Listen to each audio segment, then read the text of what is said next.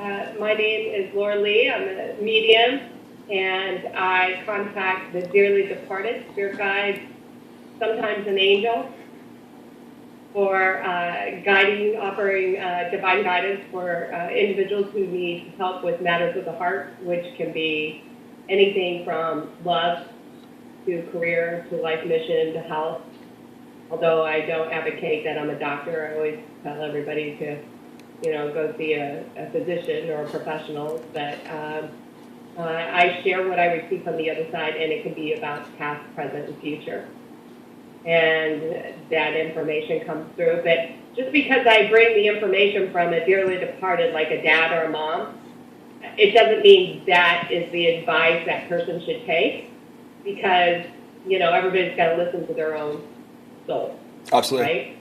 So their own guidance. So just as we're here on the physical plane, if somebody were to give you advice, it's, the good-hearted opinion of somebody else, guiding somebody else in that same circumstance who's got the same tools and resources. They maybe have gone through a similar experience, and usually families have. Yeah. There's usually a pattern that's grooved. But right now I'm currently a radio show host and producer of a syndicated radio show on CBS called Laura Lee Spirit Salon, which has developed into a radio show from a series of live shows that had all over the country, and the popularity turned into a radio show. So I'm on air publicly a couple of times a week, and my audience is a pretty regular group that has followed me over the last 12, 13 years. How long have you been medium psychic for? Professionally, professionally since 98, but all my life I've had the ability. Awesome. So professionally, I came out of the closet per se. The second closet? Awesome. Which was very difficult for mom and dad. Especially because with our background, we were all, Gwen and I and my brother, we were all put through college. We're all, in careers that were heading down a path that were traditional, and I couldn't take it, so it was too hard on me. So I had to follow my heart. Absolutely. And are your parents okay with it? It turns out that one of our aunts on my maternal side used to do this for a living, and I didn't know it until after. Oh, wow. After I had gone public, and everybody in the family said, well, that makes sense, because Aunt so-and-so had that ability. Oh, wow. So, right. What? I was there for that conversation. Really? Yeah, I will. Yeah, I will. Yeah. Yeah, because it was a secret. It was kind of a secret. Just kept it from everybody else. She kept it. There's always very secrets in our family. So look at you sitting going, really, what else is there?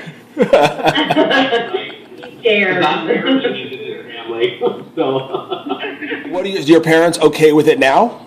Oh, yeah. Yeah, Dad's perhaps my biggest supporter. So is my mom. Wonderful. Right. Wonderful. Hello, I'm here. So my name is Anthony Navarro, and I own Live and Up Events. It's a full-service wedding and event planning company. I've been planning weddings for 12 years. I have no idea how I'm still looking this nice. Get myself on. No Botox, no fillers, no nothing right here. I have no idea how that's possible, but it's true. So just to kind of give you a little background on my history. So I grew up, I'm from a big Italian family in Chicago. So surprise, we owned restaurants. And I grew up in a kitchen with my dad and his 4 brothers and sisters and my grandparents and my, 15 cousins, because again, we're a big Italian family. And we all kind of worked in the restaurant. All through high school, I worked in this, our family restaurant and did all this stuff. I was the first one to go away to college, and I thought, great, no more family business, no more restaurants, no hotels, no nothing. And I graduated, and I got a job in a hotel as a catering person selling weddings. So that's how that went. From there, I did hotels for a little while. I worked in a restaurant for a little bit. I took a break. I totally took a break from all of this. Nobody knows this secret, but I'm divulging it. I took a break for about a year in my career, and I just wanted to reassess and kind of see where I was at. I went away. I lived in Hawaii for a little bit, kind of traveled on the West Coast, up and down the coast in California, and then, was bartending and just like working catering jobs. And I specifically remember being behind a bar, telling everybody that I used to plan weddings and that I would never plan another wedding in my entire life. So You said the word never. You said the word never. No, You look never what say happened. Here we go. Right. Look what happened. Right. So what happened was I kind of got back into my life here in Chicago, and I really wasn't sure what to do. So the thing that came natural to me again was events. First of all, it's obvious, me and Gwen, our sisters, we were raised together. And then we have a wonderful first cousin named Patrick, who we adore. He's going to be coming soon. He's going to come in through that door very soon. So I hope you so. can see. Yes. And Patrick hooked up with Anthony and has been, how long have you guys, it's been a couple years, hasn't it? Yeah, it's been almost 2 years. It'll be 2 years. Yeah, I know. Yeah. Right. Yeah. That's great. We all adore him, everybody in the family, and, and that's how we got connected with Anthony. So, family, right. Now what we have to do is we have to get you guys with my family and see if we're all still on this video call. That's great. But I don't know if you guys would let Patrick come back home with me that night. You might take him back home with you. And I'm a huge romantic. Princess Bride is still one of my favorite movies. Crazy romantic.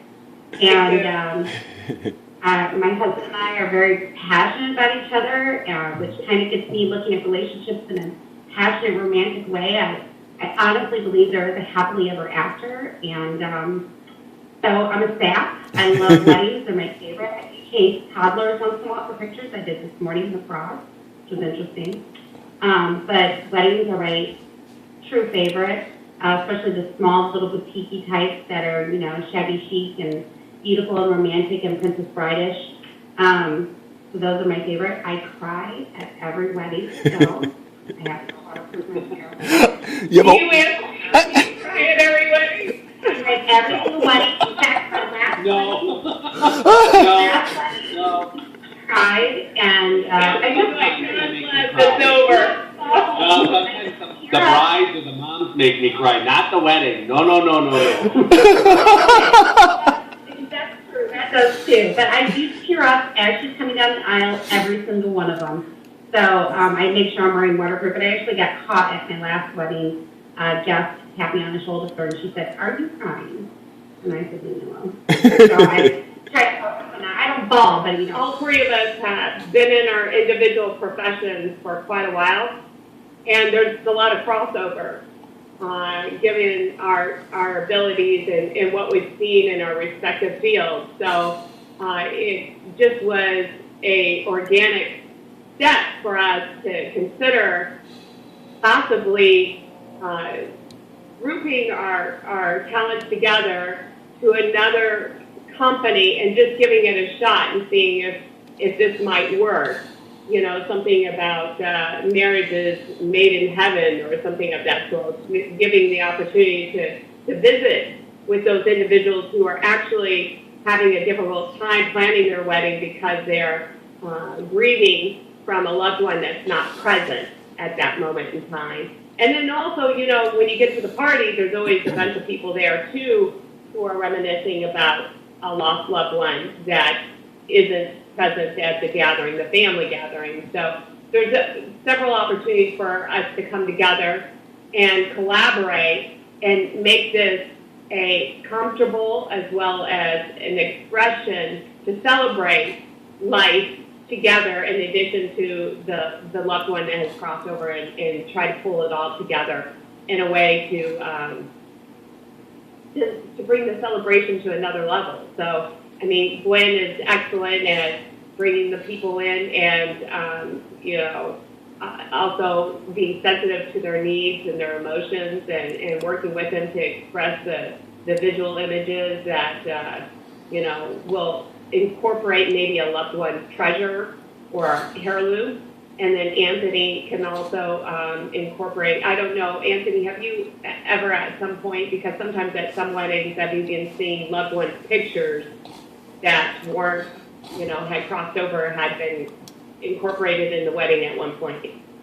So on my checklist, so when I'm going through and I'm kind of finalizing details for the wedding, one of the things that I actually include or that's on my checklist is any memorial items. So sometimes it's photos, sometimes we do it's kind of a little bit overdone now, but sometimes if someone's parents or a parent is, I can't keep this one out of my lap, I'm sorry. So sometimes if she just won't. So sometimes if sometimes if one of the parents is deceased, what we'll do is we'll lay a rose on the seat where one of the if it's the bride's mom who's departed, we'll put a rose on the seat where the mom would be, and that's kind of in memoriam. I can't even say that word. It's in memory of her, and it speaks to her, to her memory. What's really interesting is the more that I work with people, and the more that I'm doing with people, the more I find out there are people in their lives that are departed, and it does affect the day, and it does put a spin on the day. And I think for me, what's important for me is, I know that when I work with a couple and we're planning their wedding, when it becomes super stressful and they get very difficult and decisions are hard to make, there's something there. There's some underlying issue there. And in a lot of cases, it has to do with somebody in their life, whether they're alive or not, who is causing either some kind of stress, or they're suffering from a loss, or there's something, there's something there. So I think, having a medium on the team to kind of help mediate those circumstances, I think is huge. So I think it's something that people need, whether or not they think they need it. I know a lot of people need something like that. So you see brides crying beforehand and think that maybe they're sad because or crying they're happy because somebody isn't there to share that moment with them. I've had a couple of lost mothers, so those tears, and they're important to capture. And maybe they're looking at a picture or something that So that's part of the day, regardless if they're crying because they're happy or they're crying because they're sad. That's part of the day. So I think a lot of women, a lot of brides, they really, in their minds, they've been playing this one day in their minds for so long. And I think if there's someone that they're really close to, they have been anticipating that person being with them when they're putting on their dress, when they get the final touches on their hair, that, whether it's a mother, an aunt, a sister, a cousin, whoever it is, a father, if you don't have your dad to walk you down the aisle, I mean, that's huge. And if you don't talk about it, and you're not aware of it, and you're not conscious of it, because most of the time people are not conscious of what is going on inside their head. They're kind of oblivious to what that is, or they can't pinpoint what that is that's going on with them. It's going to cause stress in the planning process, and then it's going to cause stress on the wedding day. So I think being able to bring that out on the table and getting in, if Laura's able to connect with that person, having that connection before the wedding, knowing that in spirit that person is going to be with you, and then for me to be able to run and plan that day and when to capture it all, I mean, it's going to make the wedding so much